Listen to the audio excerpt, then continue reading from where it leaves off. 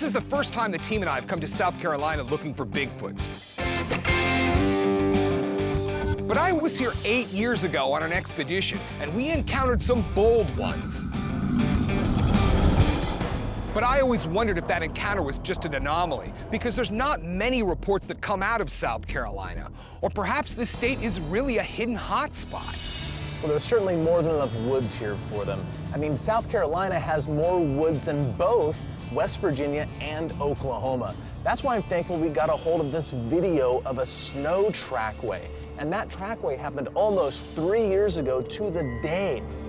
Because almost no Bigfooters do research here in South Carolina, almost no documentation has come out of the state.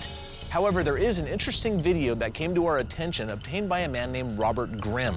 This video shows not a Sasquatch, but a line of very interesting and large footprints in the snow. Well, that could be what we're after. We need to investigate this further.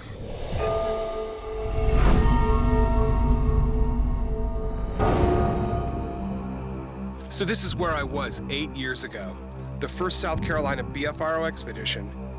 They only brought me here at nighttime, and I didn't understand then why this was such a special spot, but now I do. You're up above everywhere else around here. It must be one of the highest peaks anywhere in South Carolina.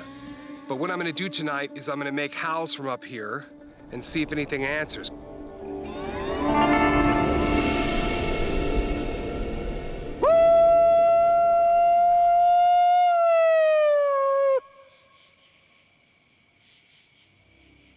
Right now in January, it's almost freezing here. It's uncomfortable. And I know just as well as every other big animal up here that if you go down lower, it is warmer. So I'm up here for 2 reasons. I'm looking around for deer. I'm trying to see if there's any deer up here at all compared to the dozens we saw when we were here. What'd you hear? I don't know what it was. It was like a pop. It echoed. Which direction? It was definitely off that way.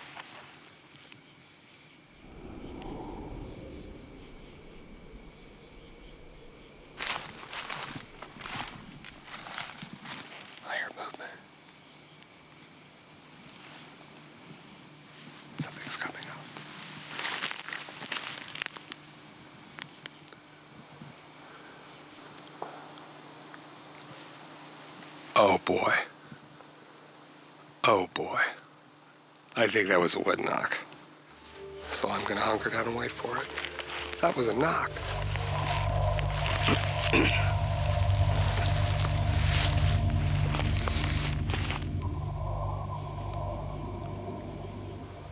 Come on, baby.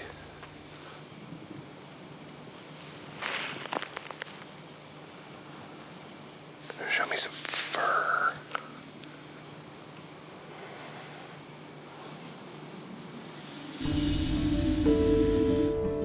Moneyman.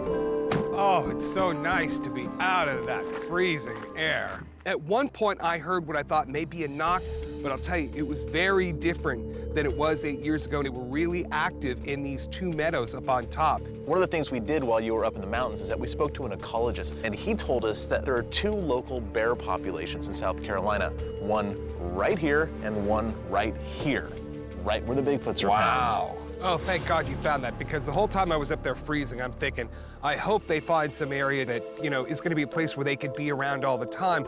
Well, even though my cousin, Crazy Frank, didn't make it to the town hall meeting, he did come through and getting us some land to go squatching on.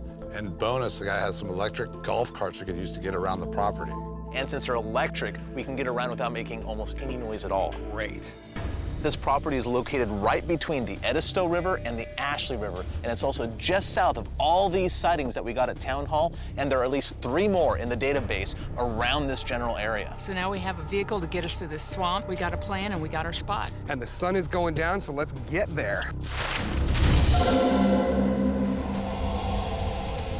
So we got to the property that Crazy Frank hooked us up with. It's definitely a coastal swamp, but it's got big oaks that must drop a ton of acorns.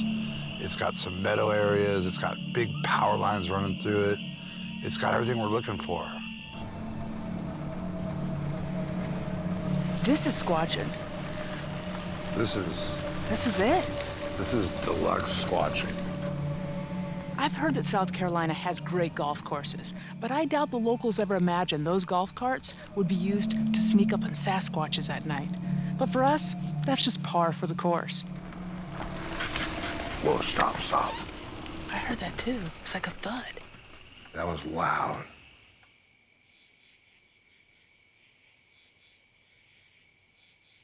I got a tree right here.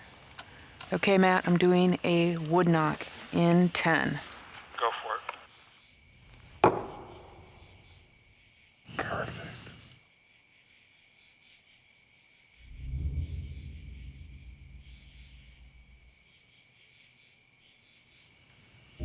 Push. What'd you hear, though? Something sounded big.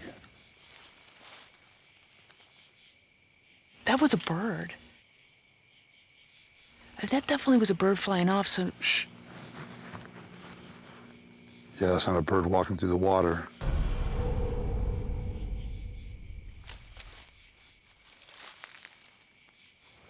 I can hear it. It's something big moving out there. That could be a squatch. That sounded bipedal. Okay, I'm hearing it at 2 locations. Here and there. Jeez, we got 2 of them. My head is spinning. There's no way to get back there, though. I'm thinking I'm gonna climb up that tree so I can get up there and see down in there.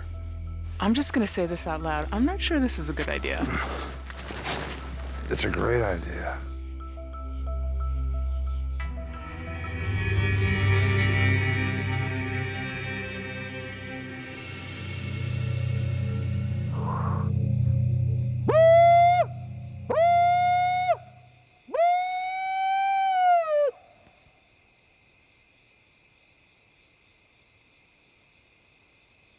What is that? Is that coyote? Dude, there was something going off down there. Was that a coyote or what was that? I don't know what it was. Dude, you guys, there was sounds, something kind of a howly, something coming in the opposite direction from your direction. Cliff and I are gonna try to mosey down this road to get over there. Do you copy? Oh. That wasn't a coyote. Awesome.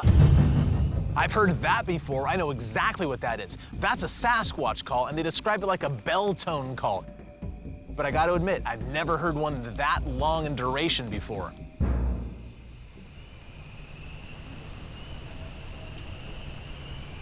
There. It did it again. Let's try to get as close as possible to it. Very good, let's do it. I know there's one out here. I heard it, but I think it's too far away for our microphones to pick up. So Matt and I need to get closer. Go.